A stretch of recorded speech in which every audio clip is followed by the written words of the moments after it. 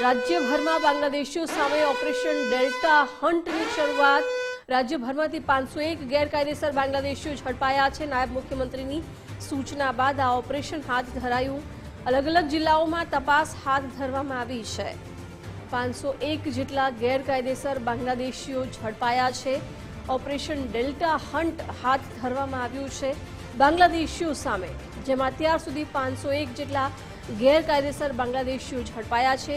નાયબ મુખ્યમંત્રીએ પણ આ ઓપરેશનને લઈને સૂચના આપી હતી। વિગતો મેળવીશું સંવાદદાતા નિકુંજ પાસેથી। નિકુંજ, ઓપરેશન ડેલ્ટા હન્ટ હેઠળ રાજ્યભરમાંથી 501 ગેરકાયદેસર બાંગ્લાદેશીઓ ઝડપાયા છે, શું વિગતો છે?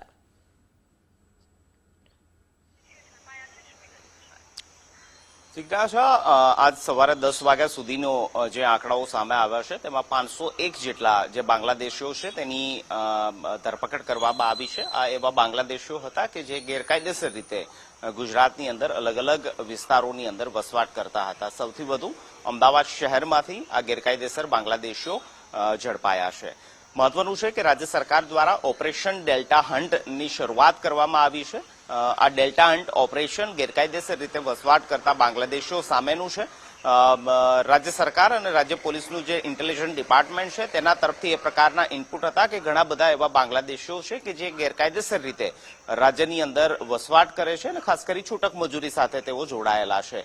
6200 કરતાં વધુ જે મોબાઈલ નંબરો છે તે મોબાઈલ નંબરોને સર્વેલન્સ ઉપર રાખવામાં આવ્યા હતા, ટ્રેસ કરવા માટે રાખવામાં આવ્યા હતા અને આ પૈકીના ઘણા એવા નંબરોથી બાંગ્લાદેશમાં ફોન કોલ્સ થતા હતા, તેની સાથે વાતચીત થતી હતી। તે પણ એક મહત્વની કડી આ લોકોને ટ્રેસ કરવા માટેની હતી। આ ઉપરાંત હ્યુમન ઇન્ટેલિજન્સના માધ્યમથી પણ જે ગેરકાયદેસર રીતે વસતા બાંગ્લાદેશીઓ છે તેના પર પણ નજર રાખીને આખરે રાજ્ય સરકાર તરફથી ઓપરેશન ડેલ્ટા હન્ટની શરૂઆત કરવામાં આવી। 700 કરતાં વધુ હજી એવા બાંગ્લાદેશીઓ છે જે શંકાસ્પદ છે, જેનું સ્કેનિંગ કરવામાં આવી રહ્યું છે અને આ આંકડો હજી પણ વધશે।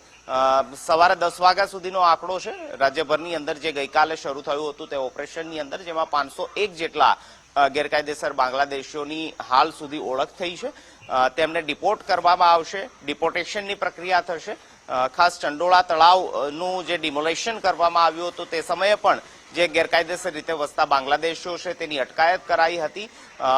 તેને વિદેશ મંત્રાલયના માધ્યમથી બાંગ્લાદેશ પરત મોકલવા માટેની પણ પ્રક્રિયા કરવામાં આવી। તો આમાં પણ એ જ પ્રકારની પ્રક્રિયા થશે અને હજી પણ આ આંકડો વધે તેવી પૂરી શક્યતા છે।